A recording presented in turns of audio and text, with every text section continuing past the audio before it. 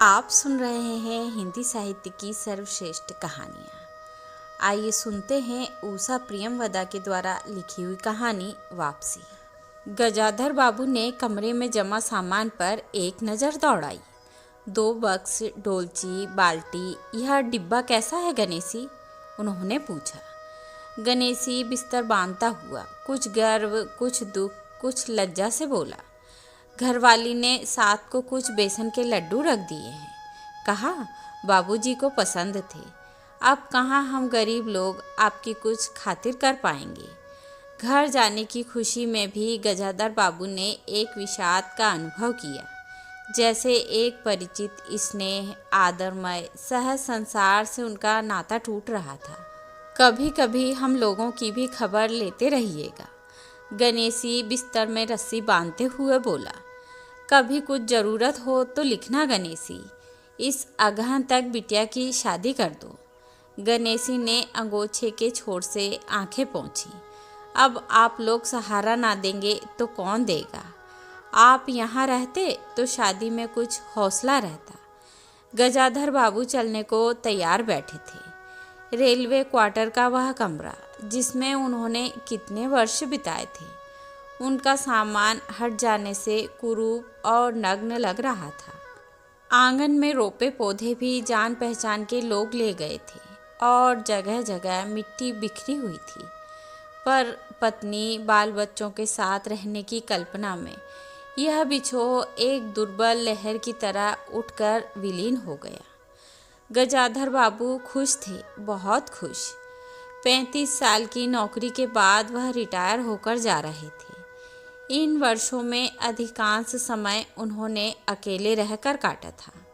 उन अकेले क्षणों में उन्होंने इसी समय की कल्पना की थी जब वह अपने परिवार के साथ रह सकेंगे। इसी आशा के सहारे वह अपने अभाव का बोझ ढो रहे थे। संसार की दृष्टि से उनका जीवन सफल कहा जा सकता था। उन्होंने शहर में एक मकान बनवा लिया था। बड़े लड़के अमर और लड़की कांति की शादियां कर दी थी। 2 बच्चे ऊंची कक्षाओं में पढ़ रहे थे। गजाधर बाबू नौकरी के कारण प्रायः छोटे स्टेशनों पर रहे और उनके बच्चे तथा पत्नी शहर में, जिससे पढ़ाई में बाधा ना हो। गजाधर बाबू स्वभाव से बहुत स्नेही व्यक्ति थे और स्नेह के आकांक्षी भी। जब परिवार साथ था, ड्यूटी से लौटकर बच्चों से हंसते खेलते, पत्नी से कुछ मनोविनोद करते। उन सबके चले जाने से उनके जीवन में गहन सूनापन भर उठा। खाली क्षणों में उनसे घर में टिका ना जाता। कभी प्रकृति के ना होने पर भी उन्हें पत्नी की स्नेहपूर्ण बातें याद आती रहती। दोपहर में गर्मी होने पर भी 2 बजे तक आग जलाए रहती और मना करने पर भी थोड़ा सा कुछ और थाली में परोस देती और बड़े प्यार से आग्रह करती। जब वह थके हारे बाहर से आते तो उनकी आहट पा वह रसोई के द्वार पर निकल आती और उनकी सलज्ज आंखें मुस्कुरा उठती। गजाधर बाबू को तब हर छोटी बात भी याद आती और उदास हो उठते। अब कितने वर्षों बाद वह अवसर आया था जब वह फिर उसी स्नेह और आदर के मध्य रहने जा रहे थे। टोपी उतार कर गजाधर बाबू ने चारपाई पर रख दी। जूते खोलकर नीचे खिसका दिए। अंदर से रह रहकर कहकहों की आवाज़ आ रही थी। इतवार का दिन था और उनके सब बच्चे इकट्ठे होकर नाश्ता कर रहे थे। गजाधर बाबू के सूखे होठों पर स्निग्ध मुस्कान आ गई। उसी तरह मुस्कुराते हुए वह बिना खांसे अंदर चले आए। उन्होंने देखा कि नरेंद्र कमर पर हाथ रखे शायद रात की फिल्म में देखे गए किसी नृत्य की नकल कर रहा था और बसंती हंस हंस कर दोहरी हो रही थी। अमर की बहू को अपने तन बदन, आंचल या घूंघट का कोई होश न था और वह उन्मुक्त रूप से हंस रही थी। गजाधर बाबू को देखते ही नरेंद्र धप से बैठ गया और चाय का प्याला उठाकर मुंह से लगा लिया। बहू को होश आया और उसने झट से माथा ढक लिया। केवल बसंती का शरीर रह रहकर हंसी दबाने के प्रयत्न में हिलता रहा। गजाधर बाबू ने मुस्कुराते हुए उन लोगों को देखा, फिर कहा, क्यों नरेंद्र, क्या नकल हो रही थी? कुछ नहीं बाबूजी, नरेंद्र ने सिर फिराकर कहा।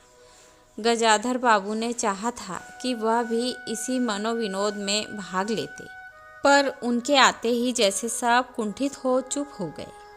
उससे उनके मन में थोड़ी सी खिन्नता उपज आई। बैठते हुए बोले, बसंती, चाय मुझे भी देना। तुम्हारी अम्मा की पूजा अभी चल रही है क्या? बसंती ने माँ की कोठरी की ओर देखा। अभी आती ही होंगी, और प्याले में उनके लिए चाय छानने लगी। बहू चुपचाप पहले ही चली गई थी। अब नरेंद्र भी चाय का आखिरी घूंट पीकर उठ खड़ा हुआ। केवल बसंती पिता के लिहाज में चौके में बैठी माँ की राह देखने लगी। गजाधर बाबू ने एक घूंट चाय पी, फिर कहा, बिट्टी, चाय तो फीकी है, लाइए चीनी और डाल दूं। बसंती बोली, रहने दो, तुम्हारी अम्मा जब आएगी तभी पी लूँगा। थोड़ी देर में उनकी पत्नी हाथ में अर्घ्य का लोटा लिए निकली और अशुद्ध स्तुति कहते हुए तुलसी को डाल दिया। उन्हें देखते ही बसंती भी उठ गई। पत्नी ने आकर गजाधर बाबू को देखा और कहा, अरे आप अकेले बैठे हैं, यह सब कहाँ गए?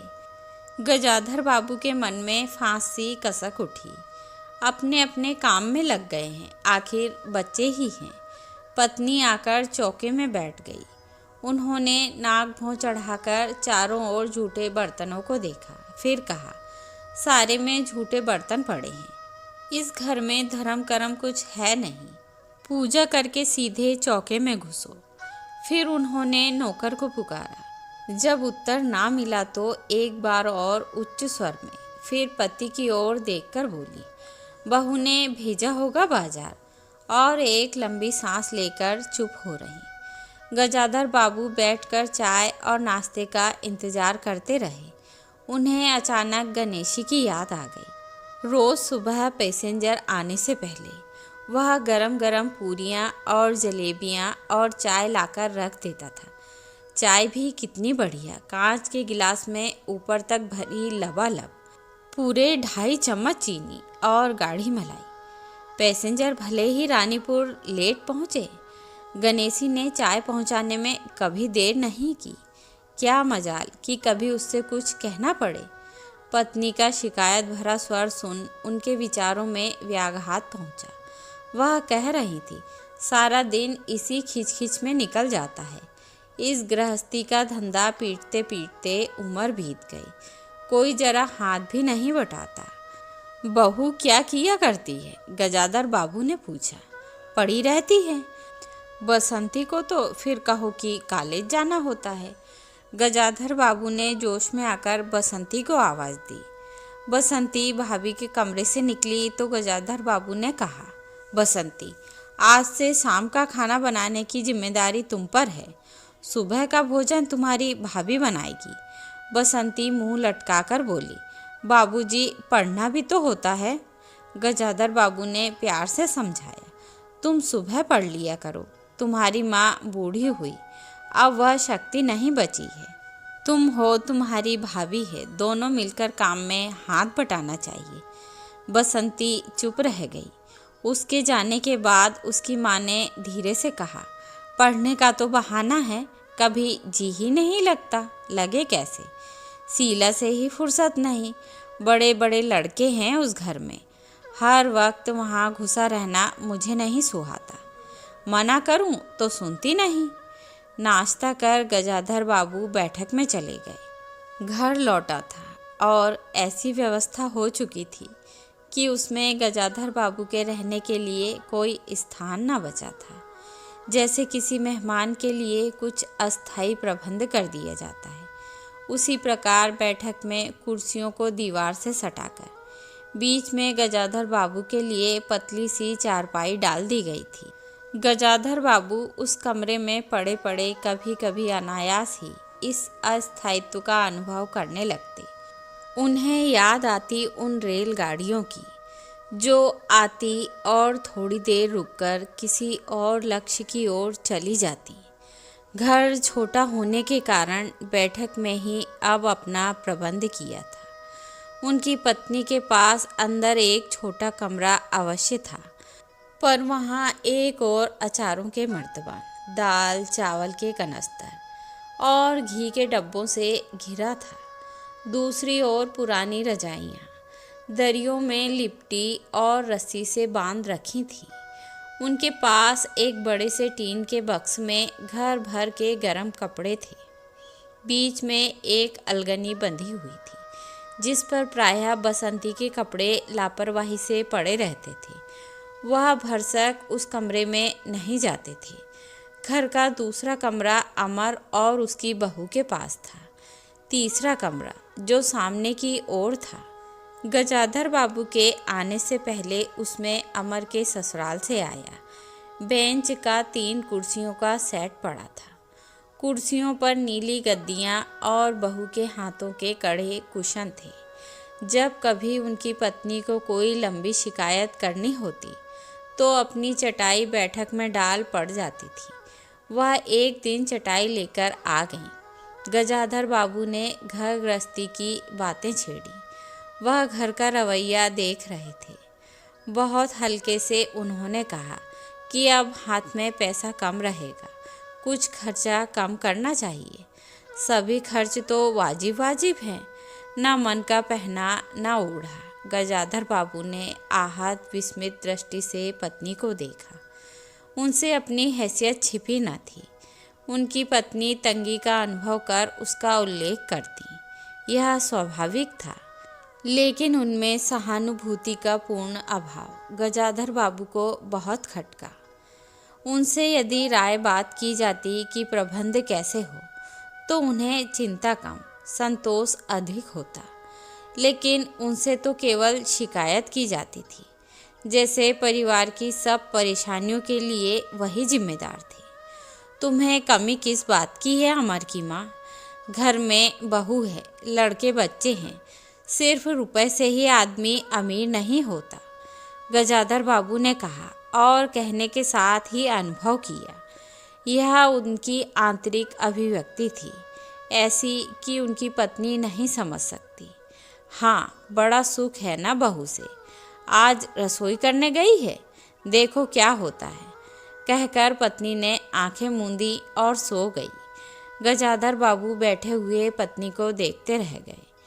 यही थी क्या उनकी पत्नी, जिसके हाथों के कोमल स्पर्श, जिसकी मुस्कान की याद में उन्होंने संपूर्ण जीवन काट दिया था। उन्हें लगा कि वह लावण्यमयी युवती जीवन की राह में कहीं खो गई और उसकी जगह आज जो स्त्री है वह उनके मन और प्राणों के लिए नितांत अपरिचिता है। गाढ़ी नींद में डूबी उनकी पत्नी का भारी शरीर बहुत बेडौल और कुरूप लग रहा था, श्रीहीन और रूखा था। गजाधर बाबू देर तक निस्वंग दृष्टि से पत्नी को देखते रहे और फिर लेटकर छत की ओर ताकने लगे। अंदर कुछ गिरा दिया शायद, और वह अंदर भागी।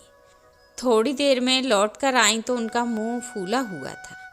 देखा बहू को, चौका खुला छोड़ आई। बिल्ली ने दाल की पतीली गिरा दी। सभी खाने को हैं, अब क्या खिलाऊंगी? वह सांस लेने को रुकी और बोली, एक तरकारी और 4 पराठे बनाने में सारा डिब्बा घी उड़ेल रख दिया।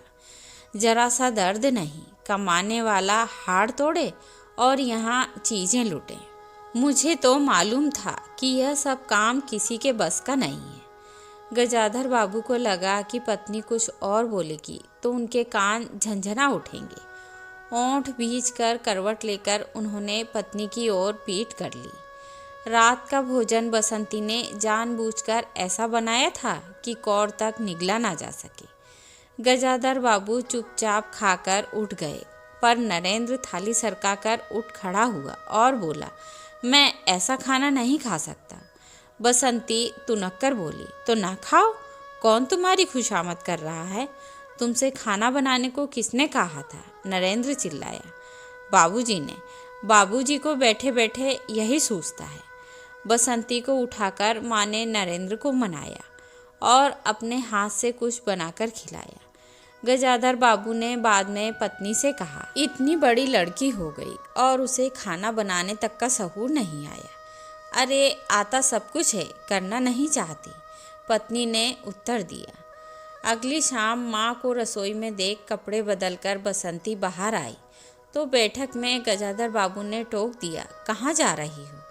पड़ोस में शीला के घर, बसंती ने कहा। कोई ज़रूरत नहीं है, अंदर जाकर पढ़ो, गजाधर बाबू ने कड़े स्वर में कहा। कुछ देर अनिश्चित खड़े रहकर बसंती अंदर चली गई। गजाधर बाबू शाम को रोज टहलने चले जाते थे। लौटकर आए तो पत्नी ने कहा, क्या कह दिया बसंती से?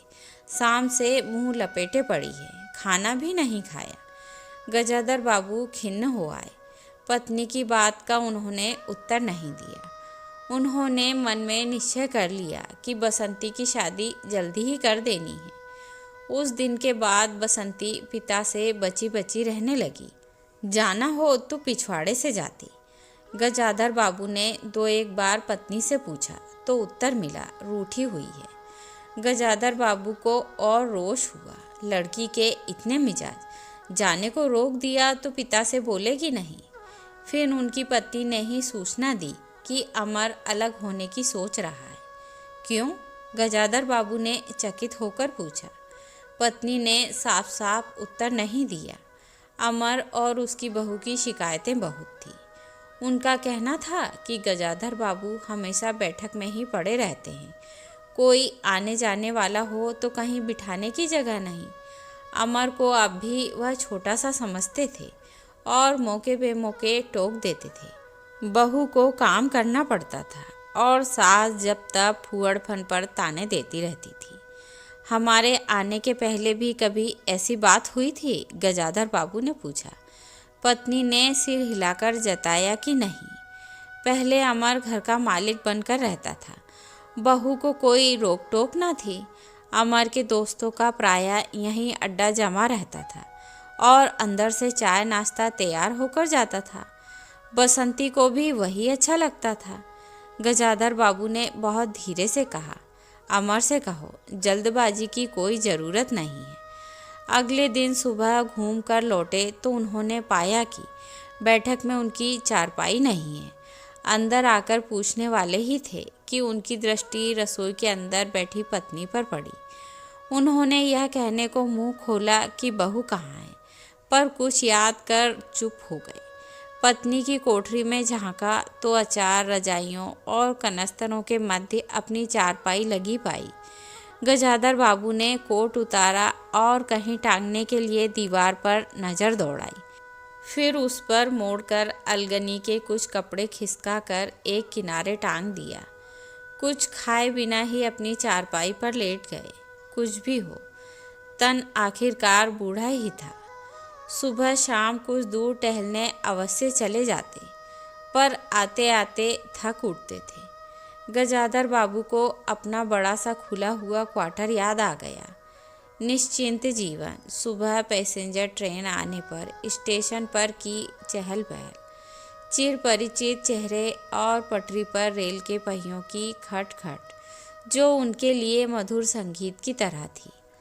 तूफान और डाकगाड़ी के इंजनों की चिंगाड़ उनकी अकेली रातों की साथी थी। सेठ रामजी मल की मिल के कुछ लोग कभी कभी पास आ बैठते, वह उनका दायरा था, वही उनके साथी थे। वह जीवन अब उन्हें खोई विधि सा प्रतीत हुआ। उन्हें लगा कि वह जिंदगी द्वारा ठगे गए हैं। उन्होंने जो कुछ चाहा उसमें से उन्हें एक बूंद भी न मिली। लेटे हुए वह घर के अंदर से आते विविध स्वरों को सुनते रहे।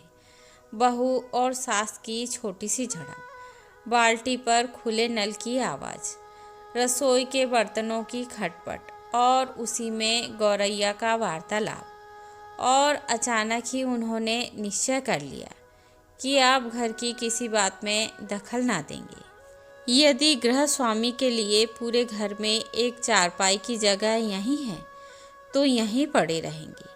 अगर कहीं और डाल दी गई तो वहाँ चले जाएंगे।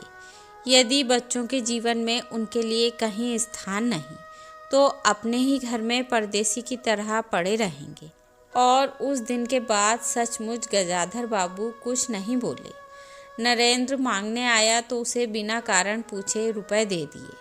बसंती काफ़ी अंधेरा हो जाने के बाद भी पड़ोस में रही तो भी उन्होंने कुछ नहीं कहा। पर उन्हें सबसे बड़ा गम यह था कि उनकी पत्नी ने भी उनमें कुछ परिवर्तन लक्ष्य नहीं किया। वह मन ही मन कितना भाड़ हो रहे हैं, इससे वह अनजान बनी रही, बल्कि उन्हें पति के घर के मामले में हस्तक्षेप न करने के कारण शांति ही थी। कभी कभी कह भी उठती, ठीक ही है, आप बीच में ना पड़ा कीजिए, बच्चे बड़े हो गए हैं, हमारा जो कर्तव्य था कर रहे हैं, पढ़ा रहे हैं, शादी कर देंगे। गजाधर बाबू ने आह दृष्टि से पत्नी को देखा। उन्होंने अनुभव किया कि वह पत्नी व बच्चों के लिए केवल धनोपार्जन के निमित्त मात्र हैं। जिस व्यक्ति के अस्तित्व से पत्नी मांग में सिंदूर डालने की अधिकारी है, समाज में उसकी प्रतिष्ठा है, उसके सामने वह 2 वक्त का भोजन की थाली रख देने से सारे कर्तव्यों से छुट्टी पा जाती है। वह घी और चीनी के डब्बों में इतना रमी हुई है कि अब वही उनकी संपूर्ण दुनिया बन गई है। गजाधर बाबू उनके जीवन के केंद्र नहीं हो सकते। उन्हें तो अब बेटी की शादी के लिए भी उत्साह बुझ गया। किसी बात में हस्तक्षेप न करने के निश्चय के बाद भी उनका अस्तित्व उस वातावरण का एक भाग न बन सका। उनकी उपस्थिति उस घर में ऐसी असंगत लगने लगी थी जैसे सजी हुई बैठक में उनकी चारपाई थी। उनकी सारी खुशी एक गहरी उदासीनता में डूब गई। इतने सब निश्चयों के बाद भी गजाधर बाबू एक दिन बीच में दखल दे बैठे। पत्नी स्वभावानुसार नौकर की शिकायत कर रही थी, कितना कामचोर है, बाजार की हर चीज़ में पैसा बनाता है, खाना खाने बैठता है तो खाता ही चला जाता है। गजाधर बाबू को बराबर यह महसूस होता रहता था कि उनके रहन सहन और खर्च उनकी हैसियत से कहीं ज़्यादा हैं। पत्नी की बात सुनकर लगा कि नौकर का खर्च बिल्कुल बेकार है। छोटा मोटा काम है, घर में 3 मर्द हैं, कोई ना कोई कर ही देगा। उन्होंने उसी दिन नौकर का हिसाब कर दिया। अमर दफ्तर से आया तो नौकर को पुकारने लगा। अमर की बहू बोली, बाबूजी ने नौकर छुड़ा दिया है। क्यों? कहते हैं खर्च बहुत है। यह वार्तालाप बहुत सीधा सा था, पर जिस टोन में बहू बोली, गजाधर बाबू को खटक गया। उस दिन जी भारी होने के कारण गजाधर बाबू टहलने नहीं गए थे। आलस्य में उठकर बत्ती भी नहीं जलाई। इस बात से बेखबर नरेंद्र माँ से कहने लगा, अम्मा तुम बाबूजी से कहती क्यों नहीं? बैठे बिठाए कुछ नहीं तो नौकर ही छुड़ा दिया। अगर बाबूजी यह समझें कि मैं साइकिल पर गेहूं रख आटा पिसाने जाऊंगा तो मुझसे यह नहीं होगा। हाँ अम्मा, बसंती का स्वर था, मैं कॉलेज भी जाऊं और लौटकर घर में झाड़ू भी लगाऊं, यह मेरे बस की बात नहीं है। बूढ़े आदमी हैं, अमर भुनभुनाया, चुपचाप पड़े रहें, हर चीज़ में दखल क्यों देते हैं? पत्नी ने बड़े व्यंग से कहा, और कुछ नहीं सूझा तो तुम्हारी बहू को ही चौके में भेज दिया। वह गई तो 15 दिन का राशन 5 दिन में बनाकर रख दिया। बहू कुछ कहे इससे पहले वह चौके में घुस गई। कुछ देर में अपनी कोठरी में आई और बिजली जलाई तो गजाधर बाबू को लेटे देख बड़ी सिटपिटाई। गजाधर बाबू की मुख मुद्रा से वह उनके भावों का अनुमान न लगा सकी। वह चुप, आंखें बंद किए लेटे रहे। गजाधर बाबू चिट्ठी हाथ में लिए अंदर आए और पत्नी को पुकारा। वह भीगे हाथ लिए निकली और आंचल से पहुँचती हुई पास आ खड़ी हुई। गजाधर बाबू ने बिना किसी भूमिका के कहा, मुझे सेठ रामजी मल की चीनी मिल में नौकरी मिल गई है। खाली बैठे रहने से तो 4 पैसे घर में आए, यही अच्छा है। उन्होंने तो पहले ही कहा था, मैंने मना कर दिया था। फिर कुछ रुककर जैसी बुझी हुई आग में एक चिंगारी चमक उठे। उन्होंने धीमे स्वर में कहा, मैंने सोचा था बरसों तुम सबसे अलग रहने के बाद अवकाश पाकर परिवार के साथ रहूँगा। खैर परसों जाना है, तुम भी चलोगी? पत्नी ने सकपकाकर कहा, मैं चलूंगी तो यहाँ क्या होगा? इतनी बड़ी गृहस्थी, फिर सयानी लड़की। बात बीच में काटकर गजाधर बाबू ने हताश स्वर में कहा, ठीक है, तुम यहीं रहो, मैंने तो ऐसे ही कहा था, और गहरे मौन में डूब गए। नरेंद्र ने बड़ी तत्परता से बिस्तर बांधा और रिक्शा बुला लाया। गजाधर बाबू का टीन का बक्स और पतला सा बिस्तर उस पर रख दिया गया। नाश्ते के लिए लड्डू और मठरी की डलियां हाथ में लिए गजाधर बाबू रिक्शे में बैठ गए। एक दृष्टि उन्होंने अपने परिवार पर डाली और फिर दूसरी ओर देखने लगे और रिक्शा चल पड़ा। उनके जाने के बाद सब अंदर लौट आए। बहू ने अमर से पूछा, सिनेमा चलिएगा ना? बसंती ने उछलकर कहा, भैया हमें भी। गजाधर बाबू की पत्नी सीधी चौके में चली गईं। बची हुई मठरियों को कटोरदान में रखकर अपने कमरे में लाईं और कनस्तरों के पास रख दिया। फिर बाहर आकर कहा, अरे नरेंद्र, बाबूजी की चारपाई कमरे से निकाल दे, उसमें चलने तक को जगह नहीं है। तो यह थी उषा प्रियमवदा के द्वारा लिखी हुई कहानी वापसी। आशा करती हूँ आप सभी को पसंद आएगी।